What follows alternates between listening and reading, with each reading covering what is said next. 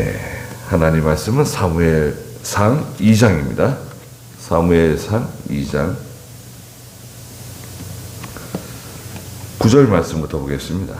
구약 성경, 제가 가진 성경은 334쪽인데요. 사무엘상 2장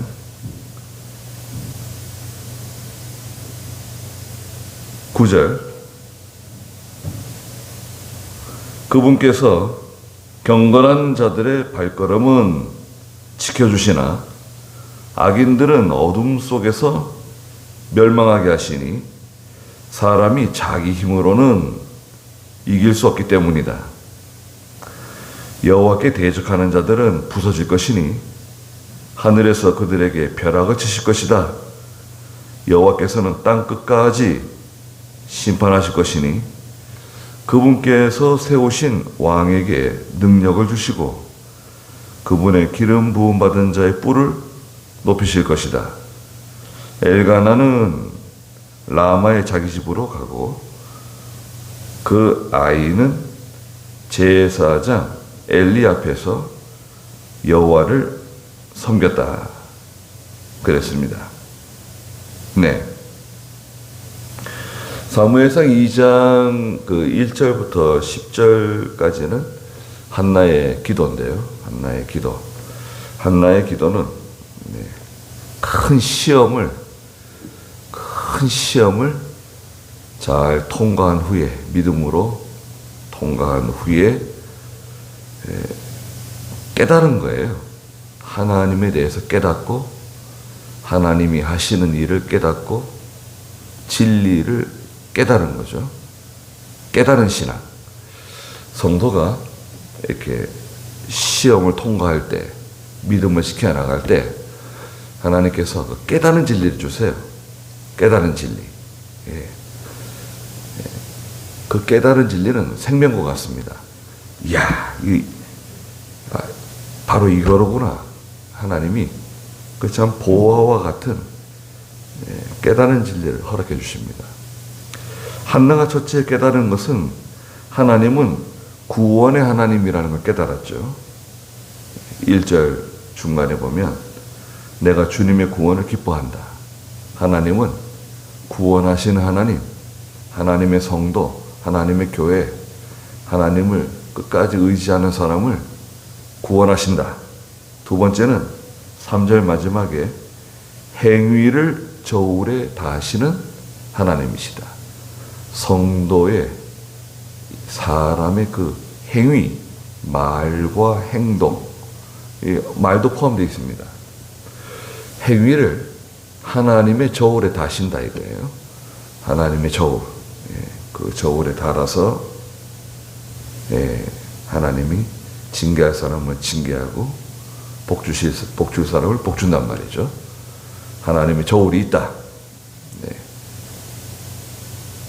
세 번째는 하나님께서는 7절 마지막에 낮추기도 하시고 높이시기도 하시는 하나님이라는 것을 깨달았어요. 물론 6절에 있는 것처럼 죽이기도 하시고 살리기도 하시고 내려가기도 하시고 올라오게도 하시고 높은 자리에 앉게 하도록 하시기도 하고 또 낮은 자리로 내려가게도 하시는 하나님. 가난한 사람을 일으켜서 부하게 하시는 하나님, 또 비천한 사람, 걸음더미에서 뒹구는 사람을 존귀한 자리에 앉히시는, 땅의 기둥과 같은 사람으로 만드시는 하나님이시다. 여러분, 그 아인슈타인 있죠? 아인슈타인, 그 물리학자잖아요. 그래서 그 아인슈타인이 연구하고 개발한 그 법칙이 있죠. 여러 가지 법칙들이 있는데 아인슈타인이요, 어렸을 때 학교에서 말하자면 일종의 퇴학당했어요. 퇴학도 아니죠. 쫓겨났어요. 아인슈타인 엄마를 불러가지고요, 담임 선생님이 얘는 도저히 정상적인 그 학업을 수행할 수 없는 그런 아이다. 우리 학급에서는 이 아이를 받아줄 수 없다. 그래가지고 집에 돌려보냈어요. 근데 그 엄마는 그 아인슈타인에게 너는 참 특별한 사람이다. 너는 뭔가 특별한 아이다. 계속 그 아이에게 자존감을 심어주고 너는 특별한 사람이다. 계속해서 이렇게 잘 키워가지고 세계적인 물리학자가 되었죠. 그 미국에 망명해가지고 미국에서 결국은 그 위대한 일들을 많이 한 사람입니다. 링컨도 마찬가지예요. 링컨 아시죠? 링컨도 바보입니다. 바보. 학교에서 도저히 얘는 우리 학급에서 가르칠 수 없는, 수업을 따라올 수 없는 아이다. 그래가지고 돌려보낸 거 아니에요, 집으로. 홀어머니, 비가 새는 집에 살고 있었는데 그 어머니가 그 링컨을 데리고 글을 가르친 거 아니에요? 교과서는 뭔가요? 성경책 갖다 놓고 링컨에게 글자를 가르쳐주고 열심히 해야 된다. 뭐든지 열심히 해야 된다. 뭐든지 열심히 하라고. 그리고 낙심하지 말라고. 낙심하면 안 된다. 실패는 다 하는 거다. 낙심하면 안 돼. 그 링컨은 선거에서 9번 떨어졌습니다. 하원 선거도 떨어지고 상원 선거도 떨어지고 주지사 선거에서 떨어지고 대통령 선거에서 떨어지고 계속 9번 떨어졌어요. 그래도 끝까지 낙심하지 않고 미국의 위대한 대통령이 되었죠. 그러니까 어렸을 때 비천하다고 해가지고 그 사람 이 사람은 도저히 못 살 사람이다.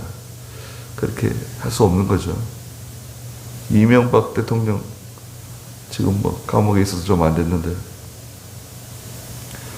어렸을 때 그 삼형제, 이명박 대통령은 삼형제죠. 이명박 대통령이 막내인가. 너무 가난해가지고요, 어렸을 때. 라면도 제대로 끓여 먹을 돈도 없고, 그렇게 배를 골고, 라면 하나 가지고 삼형제가 이렇게 나눠 먹고, 그러면서도 주일학교는 빠지지 않고 늘 간 거 아니에요. 엄마가 믿음이 좋죠. 주일학교도 빠지지 않고 가고, 주일학교 가면 또 먹을 것도 주고 과자도 주고 그러잖아요. 또 주일학교들 잘 다니고 그렇게 신앙생활하면서 커가지고 대통령까지 되고 말이죠. 여하튼 하나님께서는 낮추기도 하시고 높이시기도 하시는 하나님이시다. 왕을 세우시는 분도 하나님이시고 왕을 떨어뜨리시는 분도 하나님이시고. 그 다음 9절 오늘 그분께서 경건한 자들의 발걸음은 지켜주시나 악인들은 어둠 속에서 멸망하게 하시니 사람이 자기 힘으로는 이길 수 없기 때문이다. 하나님께서 경건한 자들의 발걸음은 지켜주세요. 경건하다고 하는 것은 무엇인가요? 새 속에 물들지 않은 신앙입니다. 경건은 야고보서 1장 27절에 새 속에 물들지 않은, 세속화되지 않은 믿음. 예수 믿는 사람은 세속화되면 안 됩니다. 세속화되는 게 무슨 말인가? 그 세상 사람들처럼 살면 안 된다는 거예요. 세상 사람들처럼 말하고, 세상 사람들처럼 싸우고, 세상 사람들처럼 다투고. 세상 사람들은 기본적으로 뭔가요? 욕심이에요, 욕심. 모든 건 다 욕심을 따라가는 거예요. 그걸 좋은 말로 포장을 하죠. 그건 비전이다, 꿈이다, 야망이다, 여러 가지 좋은 포장을 씌우지만 사실은 다 이기주의고 욕심이에요, 욕심. 세상은 그렇습니다. 예, 그리고 서로 경쟁하고, 예. 그 다음에 두 번째는 세상은 거짓입니다, 거짓. 욕심과 거짓은, 예, 자동차의 앞뒤바퀴 두 축처럼, 예, 딱 두 개가 항상 따라갑니다. 세상은 욕심이고, 하나는 또 뭐죠? 거짓이다. 네. 다 거짓이에요, 그냥. 거짓말하고, 예, 진실하게 말한다 그러면 또 거짓말하고. 제가 오늘 기도원에서, 어디, 교회 집사, 저한테 말씀하실 때는 항상 진실하게 말을 해야 된다. 정직하게 말을 해야 된다. 아니, 정직하게, 진실하게 말한다는 거예요. 아니, 왜 그러냐, 도대체. 예.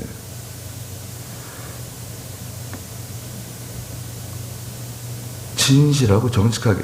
나는 집사님한테 진실하고 정직하게 말한다. 예. 내가 지금까지 말한 것은 다 정직한 거다. 진실하게 말한 거다. 그러니까 집사님도 나한테 말할 때 진실하고 정직하게 말해야 된다. 그렇지 않으면 안 된다. 아, 자기는 진실하고 정직하게 말한다는 거예요. 제가 그랬어요. 꼭 거의 구렁이 같다, 구렁이. 그렇게 진실하게 말하는 척 하면서, 또, 거짓말하고. 그렇게 하면 안 된다. 내가 이미 다 알고 있는데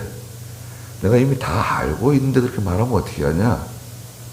아, 목사님 뭘 안 하는 거예요?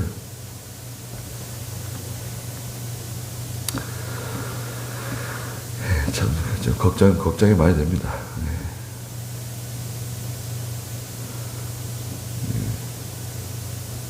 뭐 오늘 새벽에도 제가 잠깐 말했지만, 우리 기도원에, 지금 자꾸 이제, 우리 목사님들 기도하러 못 오게 하려고, 보초로서요. 지난 토요일 날에는 김신두 목사님이 이번 주에 지금 산에 가 있는데, 의정부에. 텐트하고 뭐 이것저것 챙겨서 내려오는데, 차를 못 올라가게 하고, 그래가지고, 구루마에다 뭐 싣고 이렇게 내려오는데, 못 내려가게 또 하는 거예요, 또. 여기 뭐 사인하지 않으면 못 내려간다. 강성영 목사님하고 저하고 3명밖에 안 왔어요. 예. 오늘은 저 혼자 왔습니다, 기도원에. 차 밑에다 세워놓고, 아무도 없어요. 보초서 뭐 지키기로 했는데, 왜 아무도 없지? 그러고, 가방 들고 여기까지 걸어 올라갔죠.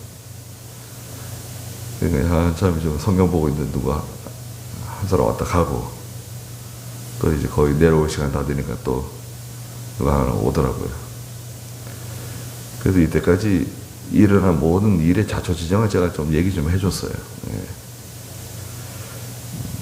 교단이 어떻게 설립되고, 창광교회가 어떻게 세워지고, 예. 이 모든 것의 자초지정을 좀 이렇게 요약해서 재밌게 얘기해줬죠. 예. 잘 듣더라고요. 진실해야 되는데 진실한 것 같지가 않아요. 또 제가 오해하는지도 모르죠. 여튼 진실하지 않으면 그냥 하나님이 인정을 안 하세요. 하나님이 인정하지 않는다고 하는 것은 큰 하자가 있는 거예요. 네? 예수 믿는 성도라도 진실하지 않으면 하나님 앞에서 큰 하자가 있는 거다. 하자가 있는 사람이. 그럼 어떻게 되냐? 천국 못 간다는 거냐? 아니야, 그건 아니죠. 예수 믿으면 천국 가는 건 문제가 없는데, 진실하지 않은 사람은 하나님께서 쓰지 않으세요. 기둥 나오잖아요. 8절 마지막에 보면, 이는 땅의 기둥들이 여호와의 것이다. 기둥 같은 사람이 못 돼요. 하나님께서 쓸만한 제목이 못 돼요. 네. 함량미달이에요. 쓰임받지 못해요.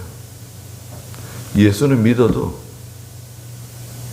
뭐 예배당에 나오고 그렇게 하지만 진실하지 않게 되면 하나님께 쓰임받지 못합니다. 그래서 경건한 자들은 하나님이 지켜주세요. 반드시 지켜주십니다. 기억하십시오. 하나님 그 사람은 지켜주시고 보호해 주시고 도와주세요. 건져주세요. 그런데 악인은 어둠 속에서 멸망하게 된다. 자기가 어둠 속에 있는지도 몰라요. 네. 어둠 속에 있으면 자기가 어두운 줄 모릅니다. 네. 캄캄한 곳에 가게 되면 어떻게 해야지 환해질 수 있죠? 캄캄한 곳에 가면 어떻게 해야지 환해질 수 있죠? 어떻게 해야지 밝아질 수 있나요? 캄캄한 동굴 속에 들어갔다. 캄캄하잖아요. 아무것도 안 보이는데 어떻게 하면 환하게 볼 수 있을까요? 눈을 감아야 된대요. 눈을 탁 감으면 얼마 동안? 약 3분. 약 3분 동안 눈을 딱 감으면요. 우리의 이 눈이 그 어두움에 적응이 돼가지고요. 어두워도 볼 수 있도록. 네. 딱 이렇게. 눈이. 그죠? 그 지하실이라든지 어디 깜깜한 데 들어가면 갑자기 아무도 안 보이잖아요. 우리는 보통 눈을 딱 감죠. 아이고 어두워. 그래서 눈을 천천히 뜨잖아요. 한 3분 정도 지나면 보이는 거예요. 아주 깜깜하진 않군. 이렇게 이제 알게 되는 거죠. 어둠 속에 있는 사람은요, 자기가 어두운 줄 잘 몰라요. 예. 어둠 속에 있는 사람들은 내가 어둠 속에 있다고 생각 안 해요. 또 어둠 속에 있는 사람들은 다 같은 종류, 다 좋은 사람들이다, 착한 사람들이다 이렇게 생각할 수 있어요. 어둠 속에 있기 때문에 이게 빛이 확 들어가야 돼요. 네? 빛이 확 들어가면 그 어둠 속에 있는 게 다 드러나잖아요. 저 막 쥐들이 막 다니는 것도 드러나고 막 저 더러운 거, 거미줄 이런 거 뭐 지하실에 갑자기 막 깜깜한 전기불도 안 들어오는 지하실인데 거기에 아주 밝은 전구를 하나 탁 집어넣어가지고 불을 탁 켜보세요. 그냥 지하실이 환해져가지고 그냥 그 지하실에 있는 막 그 지저분한 거 더러운 거 다 그냥 보이고 냄새 나는 것도 다 드러나고 보이잖아요. 빛이 들어가면요 어둠이 물러갑니다. 빛이 돼야 돼요. 근데 이 어둠 속에 있는 사람들은 결국 멸망한다는 거예요. 사람이 자기 힘으로는 이길 수 없다. 자기 힘으로는 이 어둠을 이기지 못한다는 거예요. 이 어둠은 말하자면 죄예요. 죄와 죄에 대한 죄책이에요. 죄책은 뭐냐면 죄에 대한 징벌이에요. 죄에 대한 책임. 죄에 대한 책임을 진다. 죄책이라 그러는데 징계죠. 징계. 히브리 10장에서는 하나님의 손에 빠진다 그랬어요. 사람이 못 나와요. 이 하나님의 손에 빠지는 것은 아주 미끄러운 곳에 들어간 거예요. 자기 힘으로는 도저히 빠져나올 수가 없어요. 그건 징계예요. 그건 심판이에요. 그건 끝장나는 거예요. 그거는. 어떤 사람이 하나님의 손에 빠져 들어가는가? 죄를 계속 지속적으로 죄를 지으면서 돌이키지 않는 사람. 언제까지? 임종할 때까지. 거기 한번 읽어볼까요? 히브리 10장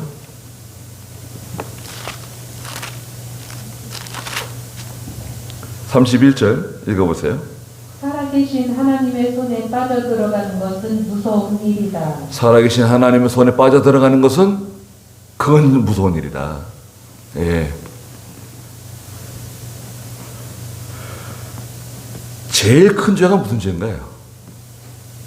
인간이 짓는 죄 중에 가장 큰 죄가 뭘까요?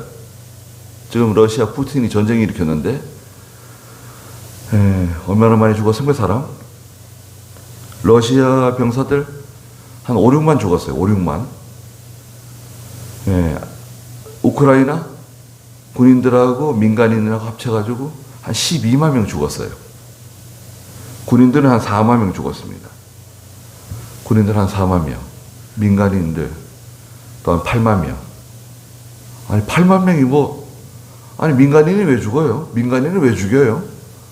할아버지 할머니가 차 몰고 피난 가는데 전차로 대포로 쏘는 거예요. 그냥 탱크로 날려버리는 거예요.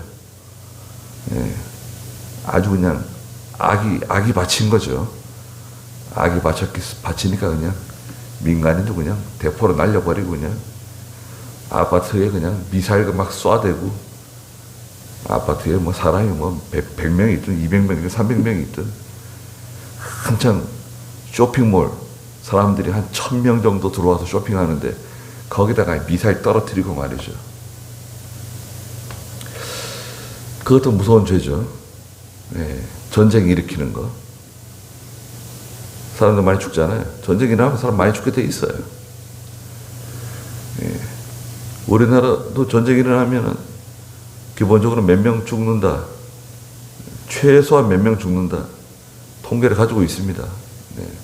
일주일 안에 끝나면 몇 명, 한 달 안에 끝나면 몇 명, 1년 가면 몇 명, 다 이렇게 정해져 있어요. 그 정도 죽게 돼 있습니다. 자, 사람이 짓는 죄 중에 제일 큰 죄가 무슨 죄냐? 무슨 죄죠? 예수 믿지 않고 죽는 죄예요. 예수 믿지 않고 죽는 죄가 제일 큰 죄예요.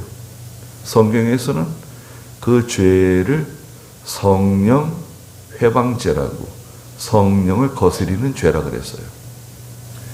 그게 가장 큰 죄예요. 살인죄보다도 그게 더 큰 죄예요. 예수를 믿지 않고 하나님을 영접하지 않은 죄. 그게 첫 번째 죄입니다. 우리는 어떻습니까? 우리는 가까스로 그 죄를 면했네요. 예수 믿고 사는 날 동안 믿음으로 잘 사는 겁니다. 죄 짓지 않고. 또 하나님의 뜻을 따라서 어둠 속에 거하지 말고. 어둠은 두 가지라 그랬죠? 첫째는 뭐였죠? 욕심이다, 욕심. 두 번째는 거짓이라 그랬죠, 거짓. 욕심과 거짓. 욕심과 거짓은 기차의 레일처럼 항상 같이 가요. 욕심이 앞서거니, 거짓이 앞서거니, 뒤서거니 하지만 항상 같이 갑니다. 욕심만 가고 거짓은 따라오지 않고, 거짓만 가고 욕심은 따라오지 않고, 그러진 않아요. 동전의 양면처럼 항상 같이 가요. 10절. 여호와께 대적하는 자들은 부서질 것이니 그랬습니다. 이게 한나가 깨달은 네 번째 진리예요. 여호와께 대적하는 사람은 어떻게 됩니까? 그 사람은 부서진다. 하나님과 맞서는 사람, 계란으로 바위 치는 거, 아니에요. 계란으로 바위 치는 거 아닙니다. 그거는 하나님과 맞서는 사람은요, 그 뭐라고 해야 될까요? 그거는 계란으로 바위치기 그거보다 훨씬 더 큰 거예요. 계란 가지고 설악산 안에 있는 무슨 돌을 옮기는 것 같아요. 돌하고 맞서는 것 같아요. 그거 해결 안 됩니다. 그렇게는 안 돼요. 하나님을 이길 수가 없어요. 절대로. 여호와를 대적하는 사람. 누가 대적하는 사람입니까? 첫째는 믿지 않는 사람. 믿지 않는 사람이 대적하는 사람입니다. 두 번째는 하나님의 교회와 성도들을 핍박하는 사람. 은근히 과격하게 혹은 은근히 계속해서 성도와 교회를 핍박하고 손해주고 상처주고 그런 사람 대적입니다. 또 누가 대적인가? 하나님의 뜻을, 하나님의 일을 회방하는 사람이 있어요. 믿는 성도도 그럴 수 있습니다. 믿는 성도도 하나님의 일을 회방하는 사람, 하나님의 일을 자꾸 회방하고 손해주고 하나님의 구원운동이 잘 못되도록 방해하는 거예요. 왜 그런가? 거기도 두 가지가 있는 거예요. 욕심하고 거짓, 자기 자존심, 또 여러 가지 이권. 예배당이 커지고 교인들이 많아지면요, 교회 안에 이권이 생겨요. 이권. 예를 들어 가지고요, 요번에 추수감사절이 오는데 우리 교회에서 떡을 좀 하려고 합니다. 근데 우리 교회 떡집이 교인들이 많으면요, 떡집이 여러 군데가 되잖아요. 우리 교회 안에 떡집 받는 분들이. 누가 어디 떡집에다 맡겨야 될까요? 네. 교회가 커지고 사람들이 많이 모이다 보면 교회 안에 이권이 생겨요. 예. 예수 안 믿는 사람이 안 믿는데 교회 나와요.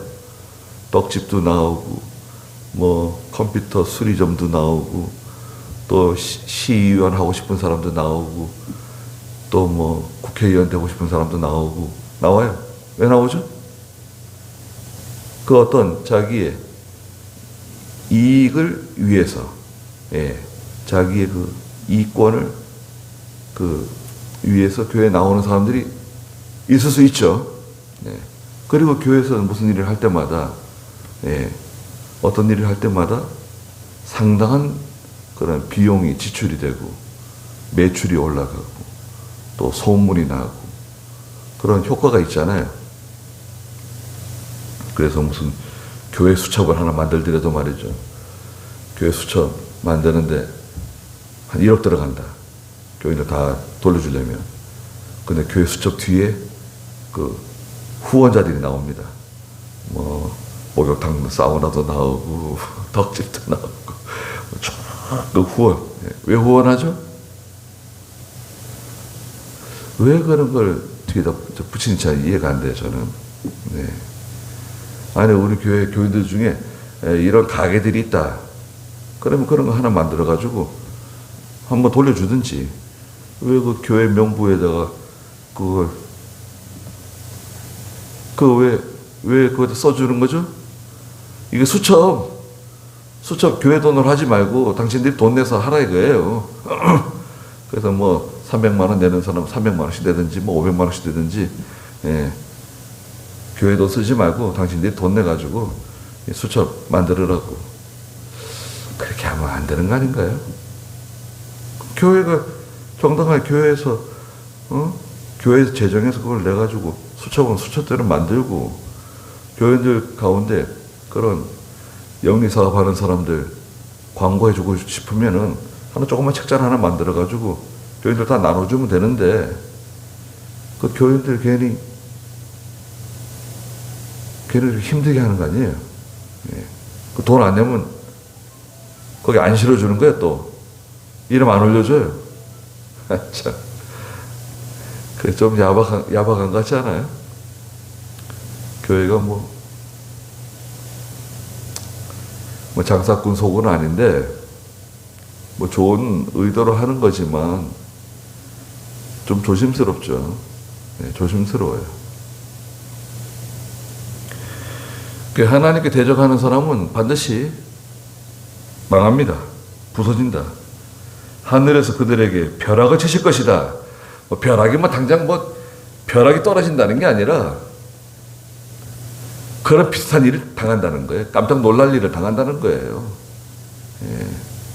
깜짝 놀랄 일들이 있잖아요. 우리가 살아가다 깜짝 놀랄 일들이 있습니다.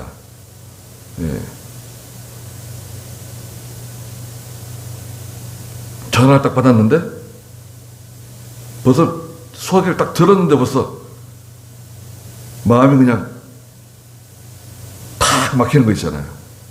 네. 저는 한참 뭐 일하고 있는데, 일하고 퇴근하는데 전화를 딱 받았어요. 여동생이 오빠 딱 그러는데 무슨 그 순간에 무슨 큰일이 나는가 보다. 네. 아버지가 어머니가 차를 타고 가다가 차가 저 절벽으로 떨어졌다는 거예요. 굴렀다는 거예요. 이야. 아유, 어떻게. 아버지, 어머니 괜찮으시냐? 그랬더니. 괜찮다는 거, 괜찮대. 차를 폐차시켰는데. 이제 그 다음날 회사 그만뒀습니다. 그만두고 다시 신학교로 돌아왔어요. 아유, 너무 깜짝 놀래가지고. 예.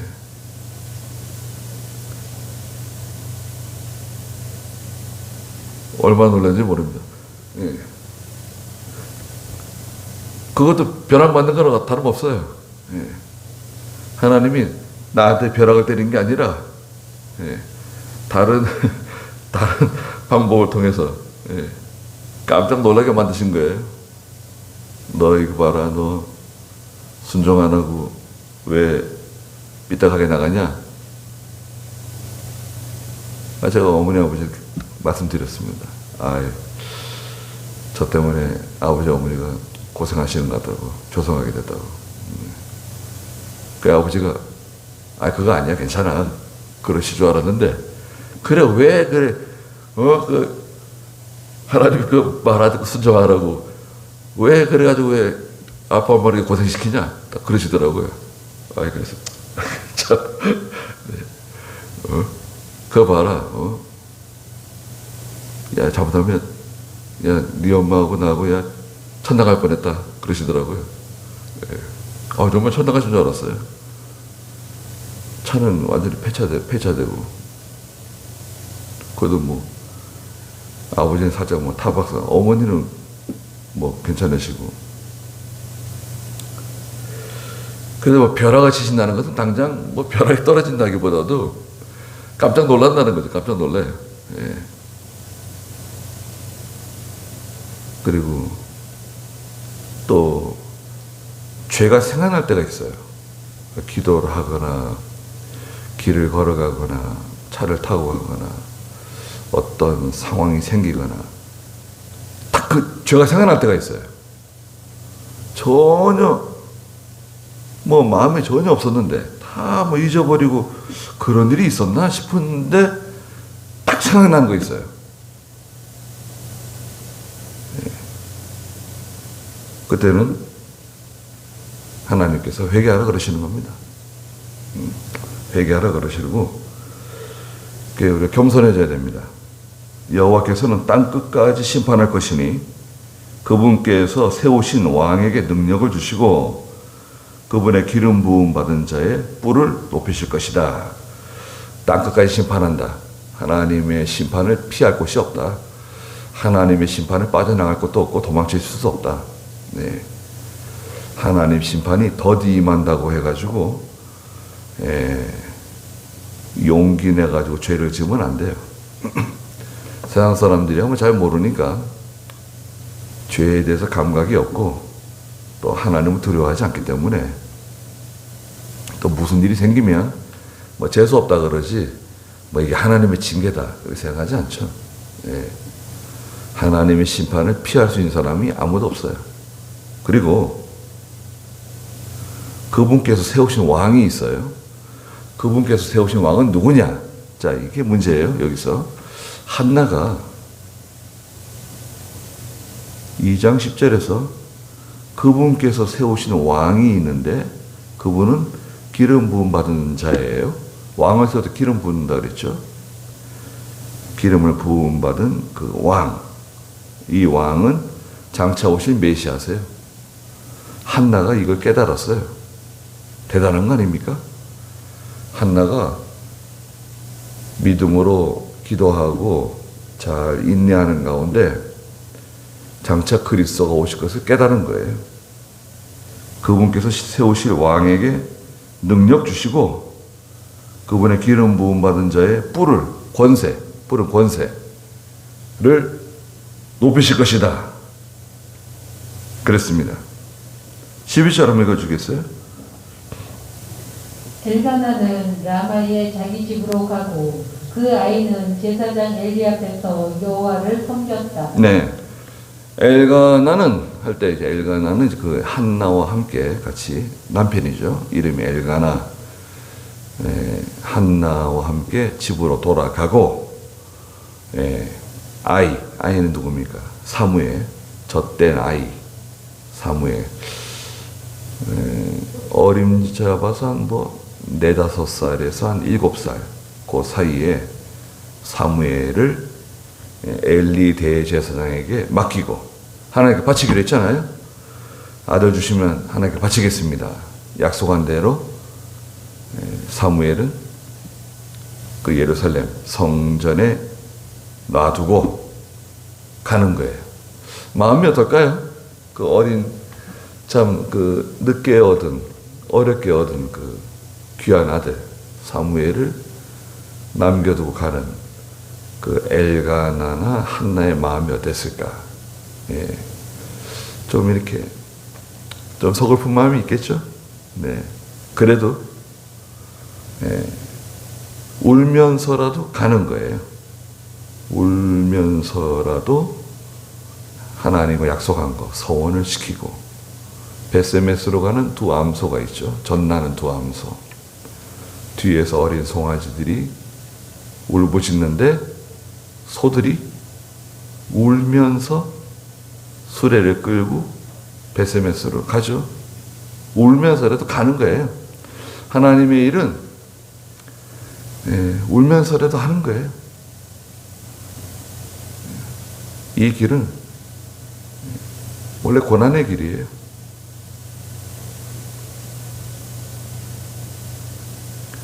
그래서 이제 12절에 엘리의 아들들은 불량자들로서 여호와를 알지 못했다. 그랬습니다. 엘리의 아들들이 나옵니다. 1장 3절에 보면 엘리의 아들들의 이름은 홈니와 비느하스인데요. 형은 홈니, 둘째 아들은 비느하스입니다. 엘리 대제사장 나이가 몇 살 됐다 그랬죠? 나이는 98세. 지금 여기 2장에서 나이는 한 90세가 넘었을 것 같아요.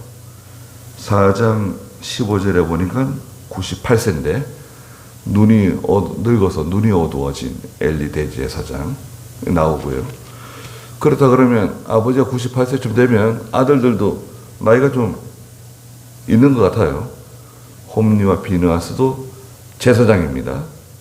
아버지는 대제사장, 엘리 대제사장이고 홈니와 비느하스는 제사장으로서 하나님의 성전에서 하나님의 일을 돌보는 사람이에요.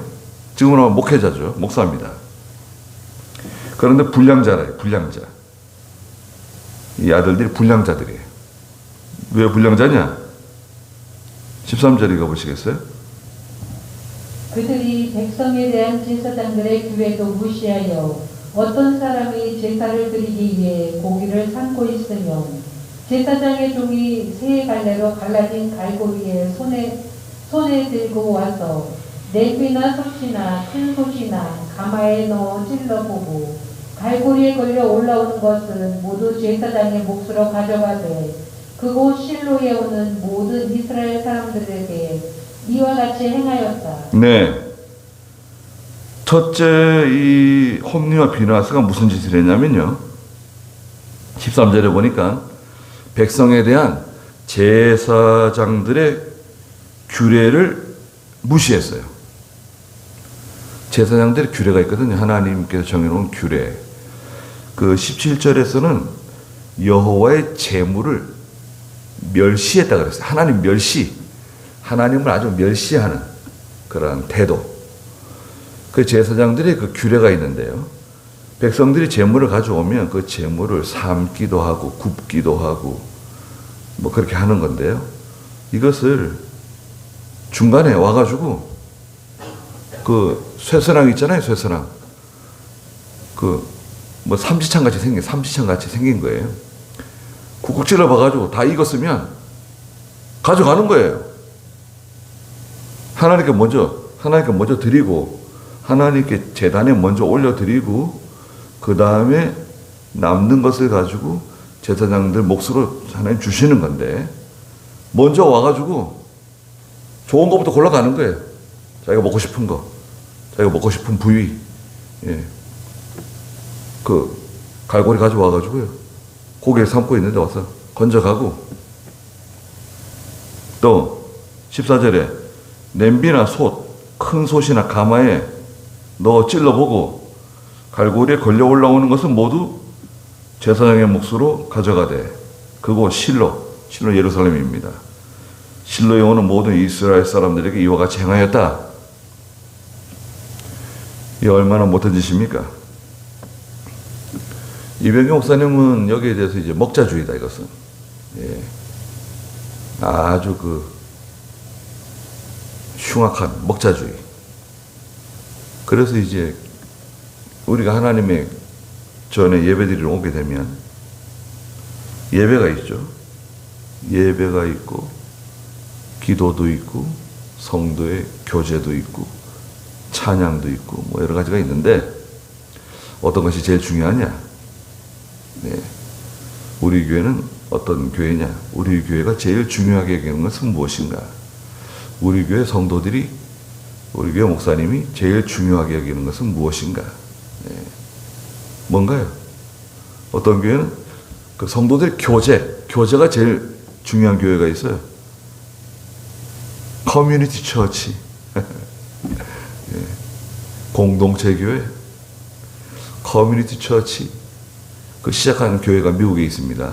예. 그 수정교회라 그래가지고요. 교회가 큰 아주 거대한 예배당인데요. 다 유리로 만들어졌어요. 그 교회 특징은 뭐냐? 차를 타고 들어가요. 예배당에. 차를 타고 들어가서 딱 예배 드리고 차를 타고 나와요. 괜찮죠?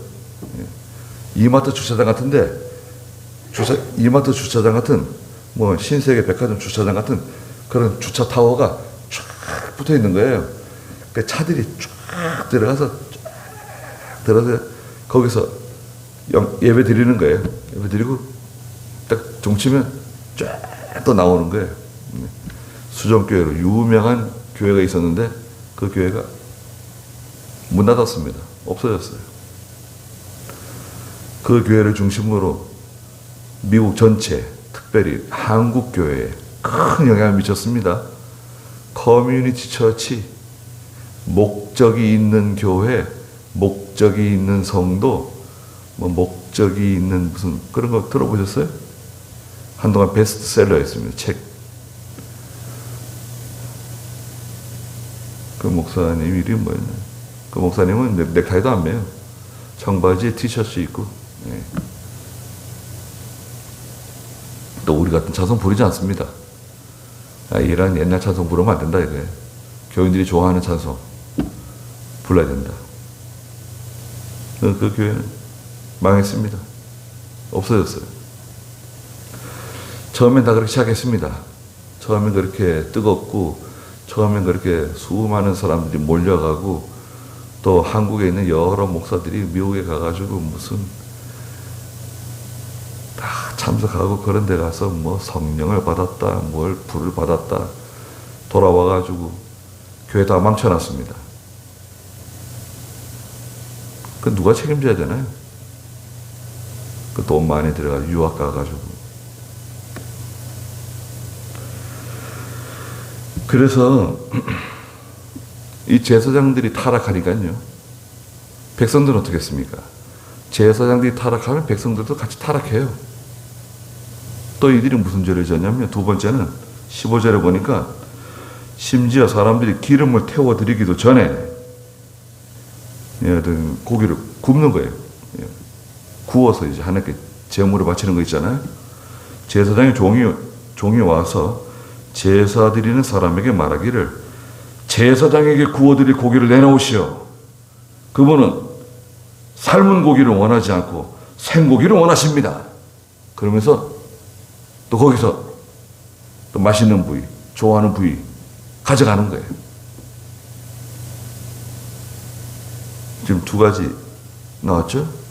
또 이들이 무슨 일을 저질렀는가? 이들이요, 성전에서 일하는 여자들과 동침했어요. 22절. 엘리가 매우 늙었는데 자기 아들들이 온 이스라엘 사람에게 행한 모든 일과 그들이 해막 입구에서 일하는 여자들과 동침했다는 것을 듣고. 네. 그러니까 음행죄를 저질렀어요. 제사를 멸시하고 제사 무시하고 하나님 멸시하고, 예, 음행죄 저지르고 대제사장의 아들들이 이런 짓들을 했습니다. 이 사람들이 미혼이냐? 그렇지 않아요. 다 결혼한 사람들입니다.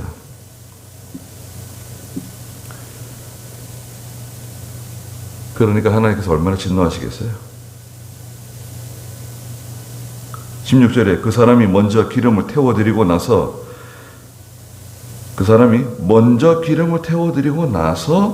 당신이 원하는 대로 가져가시오 라고 말하면 그가 말하기를 아니요, 지금 주시오. 그렇지 않으면 내가 강제로 가져가겠소 라고 말하면서, 예,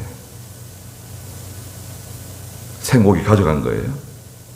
17절에 그 젊은이들의 죄가 여호와 앞에서 매우 큰 것은 그들이 여호와의 제물을 멸시하였기 때문이다. 예배 멸시. 예배를 멸시하면 하나님께 징계받습니다. 우리가 무슨 예배를 멸시했느냐.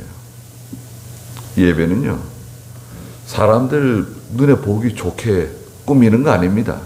예배 순서를 사람들이 좋게, 우리 교인들이, 야, 우리 교회 예배는 세련된 예배야. 야, 우리 교회는 멋있는 예배야. 그렇게 느끼지 않는 게 좋아요. 그렇게 느끼면 안 돼요. 예. 저는 굉장히 안타깝게 생각하는 건요, 그 스크린 있죠, 스크린. 예전에 여기 스크린 자동으로 내려오기도 하고 올라가기도 하고 빔으로 쏴가지고 프로젝터로 이렇게 쏘고 이랬었는데, 지금은 뒤에다 갖다 붙이잖아요. 처음에 이게 한 3, 4천만 원씩, 한 5천만 원씩 했었는데, 이게 3천만 원 떨어져가지고, 예. 지금 그렇게 한 2천 정도면 할 수 있는가 봐요. 근데 이거 스크린을 만들게 되면 요즘 영상이 좋아요. 예, 얼마나 좋은지 모릅니다. 그런데 이렇게 만들어 놓게 되면 좀 눈이 어두우신 분들이 설교자의 얼굴을 잘 볼 수 있게 되기도 되고, 글자를 잘 볼 수 있게 되기도 하고, 좋은 점도 있지만, 교인들이 성경 찬송은 안 가져오게 돼요. 교인들을 아주 수준 낮은 교인들로 이렇게 만들어 버릴 수 있어요. 성경을 못 찾아요. 성경책은 일종의 장식품이 되어버려요. 성경을 늘 손에 익어야 되고, 성경을 읽어야 되고, 예, 찬송 불러야 되고, 예, 그 말씀을 뒤적뒤적 찾아보고, 예, 자꾸 그렇게 해야 되는데, 예배당에 스크린이 있으니까요. 그런 점이 정말 안타깝습니다. 할 수 있지만 안 하는 게 좋다고 생각해요. 그건 성경에 없잖아요. 그게 한다고 해서 그게 무슨 죄가 된다고 할 수는 없지만, 여하튼 성도들의 신앙이 자라나는 데는 큰 장애물이 되고 있어요, 지금. 그래서 한나가 깨닫는 하나님 있죠. 하나님, 경건한 자의 발걸음을 하나님 지켜주신다. 그 한 구절만 해도 얼마나 참 위로가 됩니까? 하나님은 경건한 자들의 그 발걸음을 지켜주신다. 그러나 악인은 어둠 가운데서 멸망하게 될 것이다. 그리고 헤어나오지 못한다. 빠져나오지 못한다. 심판을 피하지 못한다. 그래서 우리가 여러 가지 시험이 있고 또 어려운 일들이 많이 있는데 잘 통과하고 이겨나가고 기도 많이 하고 하나님 도와주세요. 하나님 도와주시니까 낙심하지 말고 잘 그 시험을 통과하는 제가 돼야 되겠습니다. 저도 요즘 이 기도원 일 때문에 잠을 잘 못 자고 있어요. 좀 오래됐어요.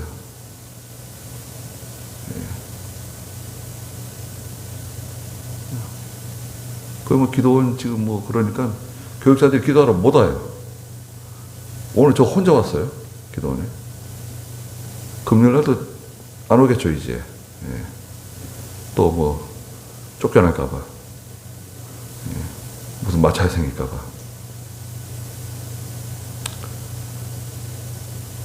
저는 죽을 각오하고 합니다. 죽을 각오.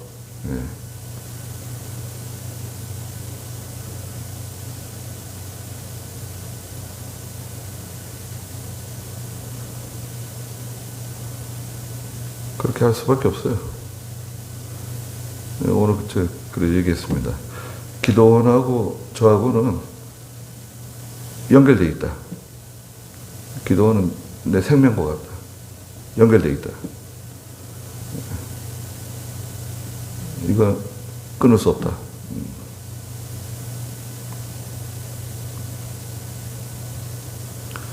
여러분도 기도원을 위해서 기도해 주시고 기도원이 회복되면 신학교는 자동적으로 회복되거든요. 거의 끝이 온 것 같아요.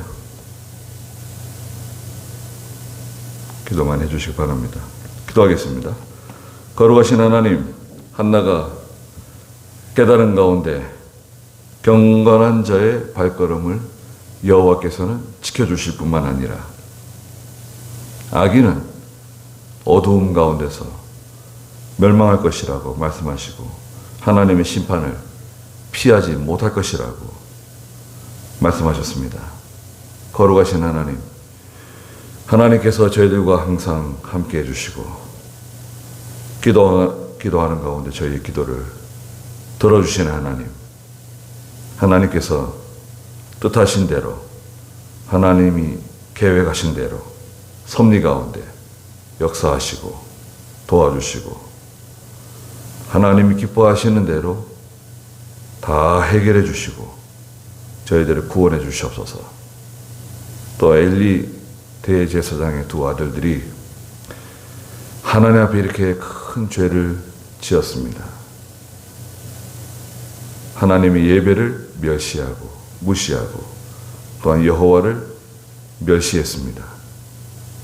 결국 그들이 전장에서 비참하게 죽임당했습니다. 저희들 하나님께 예배 드리는 것, 기도하는 것, 하나님 섬기는 것, 이것이 얼마나 귀하고 하나님이 기뻐하시는 일인지 깨닫게 해주시고 이 예배를 통해서 모든 문제가 해결될 수 있도록 하나님 저희들을 축복해 주시옵소서. 예수님의 이름으로 기도드리옵나이다. 아멘.